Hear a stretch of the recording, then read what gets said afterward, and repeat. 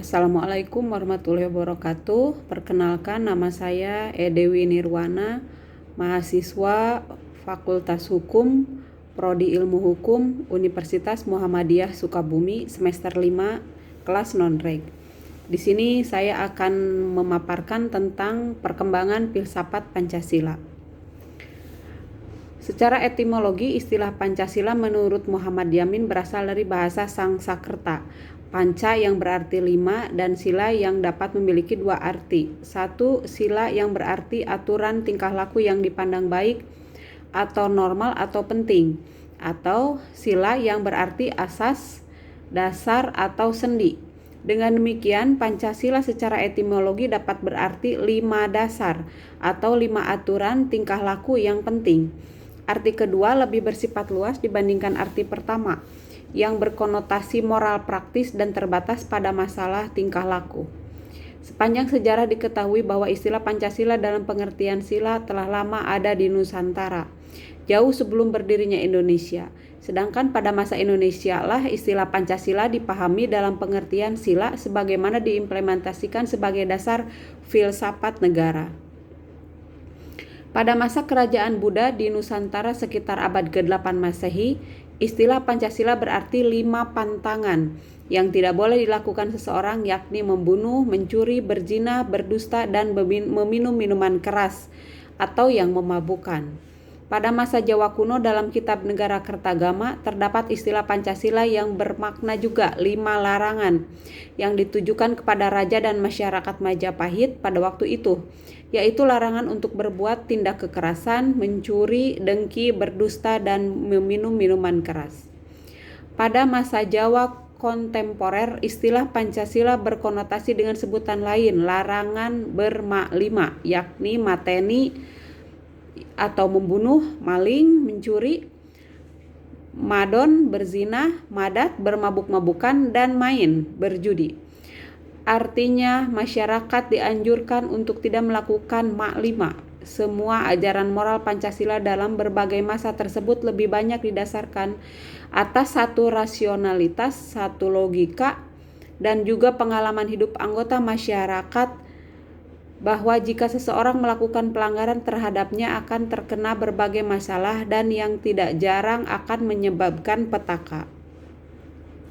Pengertian Pancasila dalam lintasan sejarah Nusantara sebagaimana telah disebutkan menunjukkan masih sederhananya cakupan yang dimaksud, yakni sekedar mengatur bagaimana seorang individu menjalani hidup bermasyarakat, atau dimaknai sebagai aturan tingkah laku baik dan penting sebagai sila. Meskipun demikian, hal ini sangat penting, terutama untuk menunjukkan bahwa istilah Pancasila sebenarnya tidaklah merupakan hal asing dalam kehidupan masyarakat. Pada masa sekarang, Pancasila memperoleh makna yang lebih luas, menyangkut landasan untuk satu tata kenegaraan Indonesia. Pancasila sebagai dasar negara Indonesia juga memiliki berbagai penafsiran yang tidak seragam sebagaimana terlihat dari sepanjang sejarah tahun 45. Sehingga sekarang berbagai penafsiran tersebut pada hakikatnya merupakan usaha rasional dan filsafati untuk menentukan bagaimana Pancasila yang seharusnya. Munculnya Pancasila sebagai dasar negara bagi Negara Kesatuan Republik Indonesia adalah melalui tahap pengusulan oleh BPUPKI, tahap perumusan juga oleh BPUPKI, dan tahap penetapan pengesahan oleh PPKI pada tanggal 18 Agustus 1945. Di Jakarta, Pancasila memiliki beberapa makna antara lain. 1. Asas dan dasar negara kebangsaan Republik Indonesia. 2. Dasar Indonesia merdeka. 3. Dasar filsafat negara RI yang berkedaulatan rakyat. 5. Dasar penyelenggaraan pemerintahan negara. 6. Dasar filsafat negara Republik Indonesia. Penerapan teori kausal Aristoteles, Notonegoro dalam Suhadi, untuk menjabarkan bahan, proses, dan hasil Pancasila adalah sebagai berikut. Kausa materialis artinya faktor bahan. Pancasila digali dari nilai-nilai budaya bangsa yang telah berusia ribuan tahun oleh para pendiri negara Indonesia, seperti Insinyur Soekarno, Muhammad Yamin, dan sebagainya melalui pembahasan bersama. Kausa formalis artinya faktor bentuk. Pancasila yang terdiri atas 5 nilai dasar kehidupan berbangsa dan bernegara Indonesia tertuang dalam pembukaan Undang-Undang Dasar 1945. Kausa efisien artinya faktor proses. Pancasila digali dan dibahas secara bersama oleh BPUPKI untuk kemudian disahkan perumusannya oleh PPKI tanggal 18 Agustus tahun 1945. Kausa finalis artinya faktor tujuan. Pancasila bertujuan untuk dijadikan sebagai dasar negara Indonesia. Pandangan dari Dr. Djarkoro, Muhammad Yamin, Ruslan Abdul Ghani, Sudirman Kato Hadiprozo, dan Noto Negoro menyatakan bahwa Pancasila memenuhi syarat dikatakan sebagai sebuah filsafat, tepatnya filsafat negara, karena Pancasila merupakan hasil sebuah pemikiran secara mendalam, sistematis dan komprehensif tentang dasar kehidupan bermasyarakat, berbangsa, dan bernegara. Sebagai sebuah dasar negara, maka Pancasila dalam Kesatuan Republik Indonesia bukanlah sekedar sekumpulan ajaran moral. Pancasila merupakan sebuah sistem filsafat. Artinya Pancasila merupakan sebuah rumusan ideal bagaimana membangun keindonesiaan yang dicita-citakan bangsa. Pancasila merupakan sebuah identitas bagi bangsa dan sekaligus landasan dalam menuju modernitasnya. Identitas Indonesia bukan sekedar dipertahankan tetapi selalu harus digali. Identitas harus mampu memadukan dua unsur yang kontradiktif, tradisional dan modern. Dalam modernitas harus dijelaskan sejauh mana unsur modern yang dapat dipribumikan dan sejauh mana unsur tradisional yang dapat dimodernkan.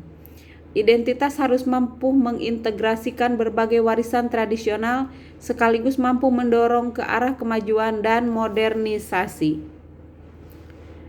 Satu kesatuan sila-sila Pancasila. Pendekatan ontologis akan memperjelas pengertian Pancasila secara esensial, substansial maupun real. Esensi Pancasila adalah intisari isi dari masing-masing sila dan akan diperoleh bahwa intisari dari isi masing-masing sila Pancasila adalah ketuhanan, kemanusiaan, persatuan, kerakyatan, dan keadilan.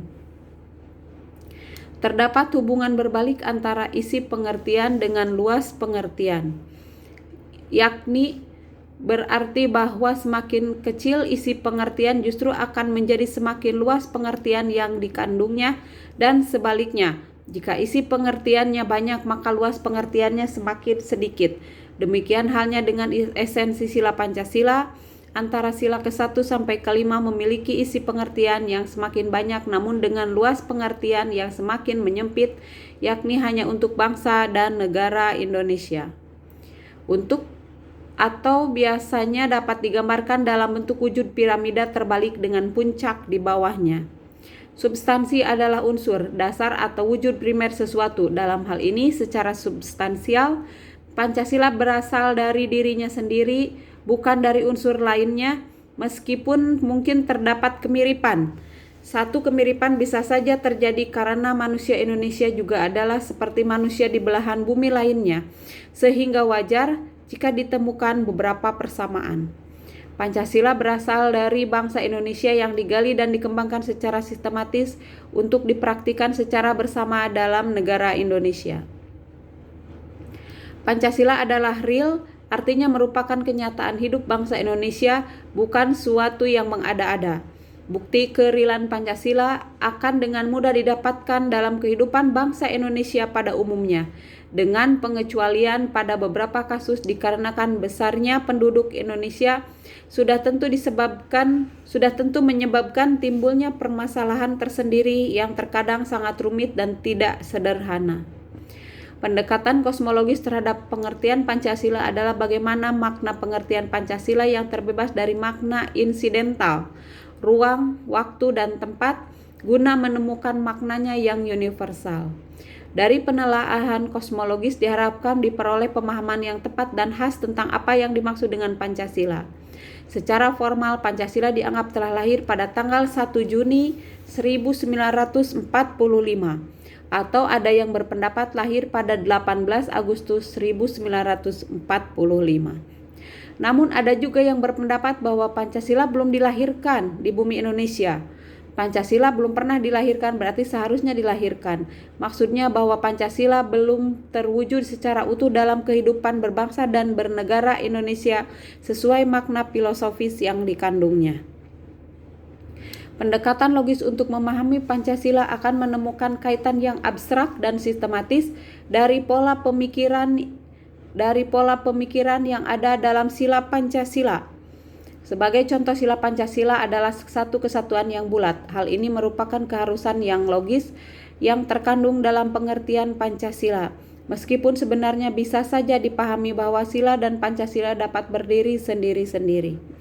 Namun karena pada dasarnya kelima unsur sila tersebut merupakan cerminan budaya sebagai satu kesatuan, relasi antar komponen yang terdapat di dalamnya, demikian halnya dengan Pancasila merupakan satu kesatuan antar komponen yang terdapat di dalamnya.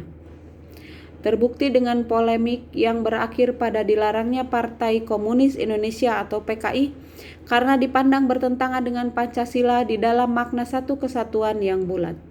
Pada hakikatnya sila Pancasila tidak dapat dipisah-pisahkan. Artinya masing-masing sila tidak dapat dipahami secara lepas dari sila yang lain. Setiap satu sila mengandung pengertian empat sila lainnya atau prinsip saling mengkualifikasi dari sila-sila Pancasila. Pancasila merupakan satu kesatuan sila di dalamnya yang pola hubungan antara sila satu dengan sila yang lain dapat dijelaskan berdasarkan pola hierarkis piramidal dengan ketentuan sebagai berikut. Pertama, sila yang di depan sila lainnya mendasari, meliputi, dan menjiwai sila berikutnya. Sila yang di belakang sila lainnya didasari, diliputi, dan dijiwai sila yang didahuluinya. Sila yang kemudian merupakan penjelmaan atau pengkhususan dari sila sebelumnya. Berdasarkan rumusan hierarki piramida tersebut, maka sila 1 mendasari, meliputi, dan menjiwai sila 1, 2, 3, 4, dan 5. Sila 2 didasari dan diliputi dan dijiwai sila 1, mendasari, meliputi, dan menjiwai sila 3, 4, 5, dan seterusnya. Pancasila tidak dapat diperas menjadi trisila, ketuhanan, sosio-nasionalisme, sosio-demokrasi, maupun menjadi ekasila, gotong royong, karena akan membiaskan kedalaman dan keruntutan arti dari kelima sila Pancasila tersebut, sebagaimana Insinyur Soekarno pernah mengusulkan trisila maupun ekasila. Khusus yang ekasila yakni gotong royong, menurut dia merupakan paham yang sangat cocok dengan Indonesia, merupakan sesuatu yang dinamis melebihi kekeluargaan dari pilihan Pancasila, trisila, dan ekasila yang dipilih dan disetujui adalah Pancasila.